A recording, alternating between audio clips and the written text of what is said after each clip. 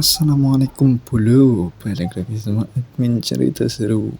Pada video kali ini kita akan melanjutkan alur cerita Daywalker yang memasuki part ke-11. Jadi tanpa berlama-lama lagi kita gas aja seluruh, let's go. Mendengar kaburnya Koko tentu langsung membuat semua orang panik. Kejadian itu tentu membuat emosi Cecilia semakin meningkat. Padahal baru saja Miro mengatakan kalau Koko itu sudah dijinakan. Tapi kenapa sekarang Koko malah kabur dari kurungan? Namun Miro mencoba untuk menenangkan Cecilia. Dan lebih baik mereka menangkap Koko terlebih dahulu karena ini masih siang hari. Namun satu yang dikhawatirkan oleh Dominic, yaitu apabila Koko melarikan diri ke bawah tanah. Tentu itu langsung diiyakan oleh Cecilia, memangnya kemana lagi dia akan kabur. Scene kemudian memperlihatkan area ruang bawah tanah, di mana di sana merupakan panti asuhan gereja. Dan juga terdapat anak-anak yang sedang beristirahat. Salah satu anak pun terbangun karena mendengar ketukan pintu. Tanpa ada rasa curiga, dia pun langsung membuka pintunya. Dan benar saja sesuai dugaan Dominic dan Cecilia, terlihat di balik pintu adalah Koko dengan tatapan mata merah yang mengerikan. Dominic kemudian meminta semua orang agar cepat pergi menyusul Koko. Namun Dominic dibuat panik dengan berubahnya aura dari Hilde. Hilde di sana bertanya, "Tunggu dulu, kemana yang kamu maksud?" Terlihatlah pancaran aura Hilde kali ini sudah berubah. Kim So-hyuk juga sangat terkejut merasakan aura pancaran energi yang begitu besar keluar dari tubuh Hilde. Terlihatlah Hilde yang kali ini sudah tidak bisa mengendalikan dirinya dan dipenuhi dengan rasa emosi. Dominic mencoba menenangkan Hilde. Dia berkata kalau adik-adiknya pasti akan baik-baik saja jika Hilde tidak bisa mengendalikan emosinya. Tapi perkataan Dominic langsung terhenti saat melihat apa yang ada di depan matanya. Dia pun berkata kalau semua sudah terlambat. Terlihatlah sebuah mantra sihir yang sangat besar sudah berada di hadapan mereka semua. Dominic meminta semua orang agar waspada dengan kekuatan Hilde. Kim pun kemudian memperingatkan Miro karena serangan Hilde itu menuju ke arahnya. Dan benar saja dari mantra sihir itu keluarlah sebuah tangan yang memegang pedang dengan ukuran yang tidak normal. Serangan itu kemudian langsung mengarah ke arah Miro. Melihat daya hancur yang begitu luar biasa, apalagi serangan itu mengarah ke arah Miro, langsung membuat Lucia panik. Dia pun bertanya apakah Miro baik-baik saja. Namun beruntung serangan itu dapat dihentikan oleh Kardinal Helena. Kardinal Helena menanyakan kondisi Miro. Meski lengannya terluka, tapi dia sangat beruntung telah diselamatkan oleh Helena. Dia pun sangat berterima kasih kepadanya. Melihat lengan Miro yang terluka membuat Cecilia panik. Tapi kemudian Helena memerintahkan Lucia untuk pergi ke arah panti asuhan gereja terlebih dahulu. Sementara untuk Bishop Dominic, Kardinal Helena memintanya untuk mengurus Hilde karena dia adalah satu-satunya orang yang selalu bersamanya. Pasti Bishop Dominic mampu menenangkan Hilde. Dan untuk bishop-bishop yang lain, Helena memerintahkan semuanya agar segera ke panti asuhan. Sementara untuk Miro, Helena memperingatkan kalau saja vampir itu membuat kekacauan, kita akan memperhitungkan kemusnahan mereka. Miro pun mengerti dengan apa yang Helena katakan. Sementara Cecilia di sana hanya terdiam menatap ke arah Miro, lalu memperlihatkan Cecilia yang berlari ke arah pantai asuhan. Cecilia sudah menduga jika memang benar Koko adalah anggota dari 7 divisi, yang pasti instingnya tidak akan pernah berubah. Kalau sampai terjadi sesuatu yang tidak diinginkan, maka aku, tapi Cecilia terkejut saat melihat Lucia, di mana terlihat Lucia yang hanya dia mematung di depan pintu panti asuhan. Melihat Lucia yang seperti itu, Cecilia langsung menebak kalau sudah terjadi hal yang mengerikan. Dan sekarang anak-anak pasti telah dihabisi.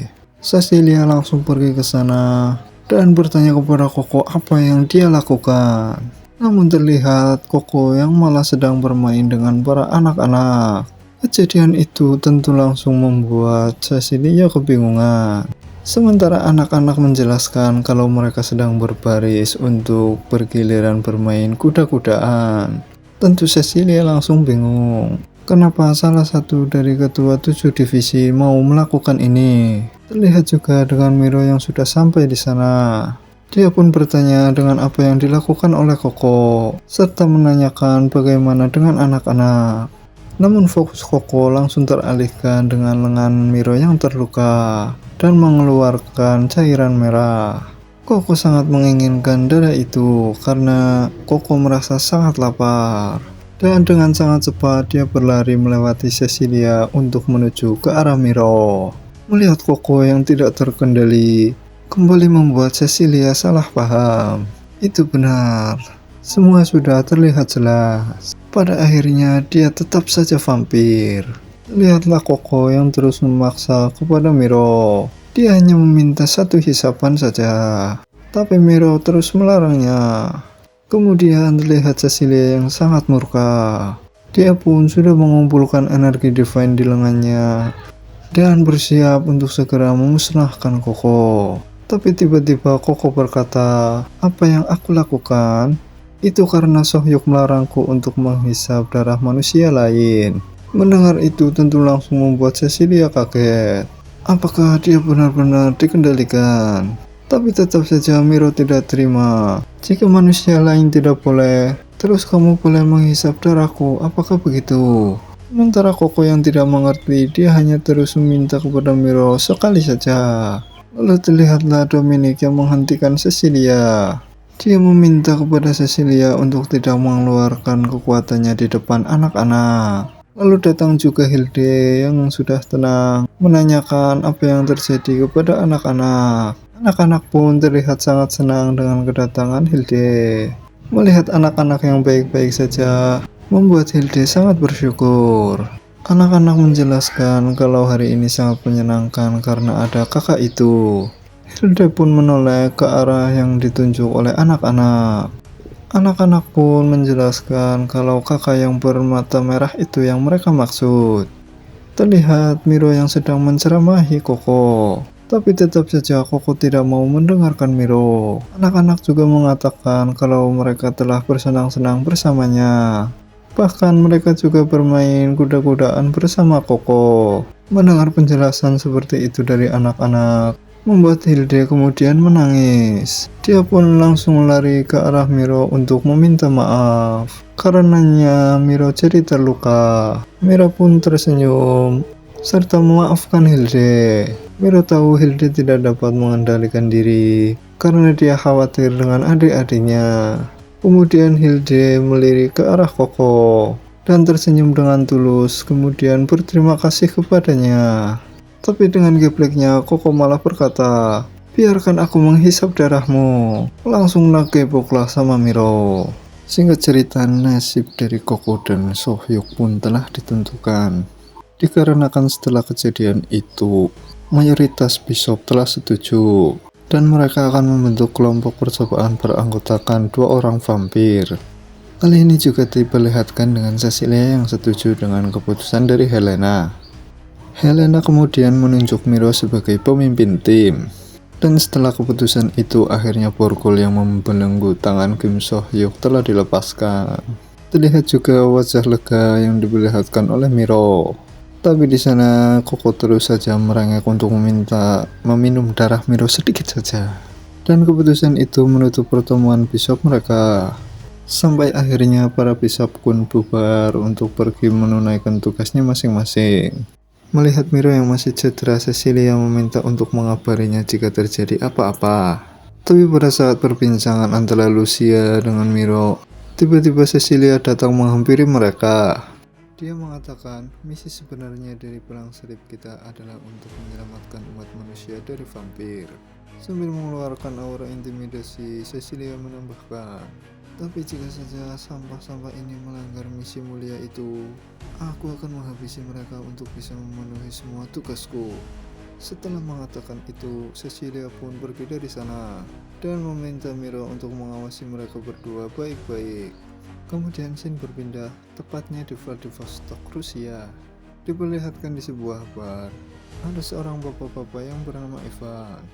Dia dihampiri oleh seorang pria yang memakai hoodie berwarna hitam. Pria itu kemudian menyapa Ivan. Sudah lama kita tidak bertemu.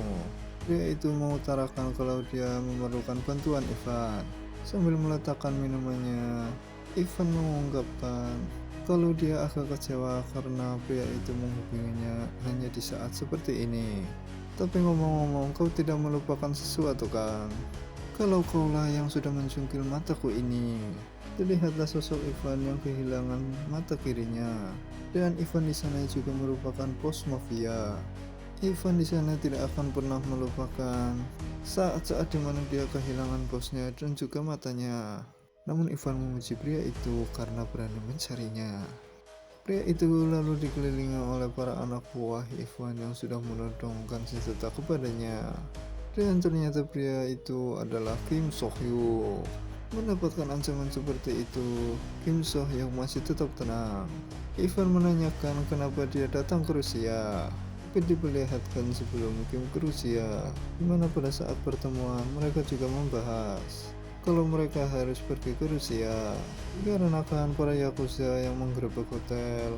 Mereka menunjukkan tanda-tanda perubahan menjadi vampir, sampai pada akhirnya mereka melakukan otopsi dan ditemukanlah obat-obatan yang tampaknya berhubungan dengan kemampuan mereka. Namun sebulan lalu cabang Rusia telah dihapuskan oleh mafia. Obat yang sama juga terdeteksi oleh mafia di sana. Tidak hanya itu, tercium juga pergerakan dari anak-anak Yama di Rusia. Jadilah itu sebabnya penyelidikan terhadap anak dan obatnya diperlukan. Misi itu kemudian dibebankan kepada Miro dan timnya. Lalu Shin memperlihatkan Miro dan timnya yang sudah berada di Rusia. Di sana juga terlihat Kim yang baru saja kembali. Tapi di sana Miro cukup heran karena Kim terlihat bersih. Padahal Miro mengira kalau Kim akan menyebabkan keributan besar. Sambil meletakkan sebuah amplop, Kim berkata kalau dia telah menemukan persembunyian anak.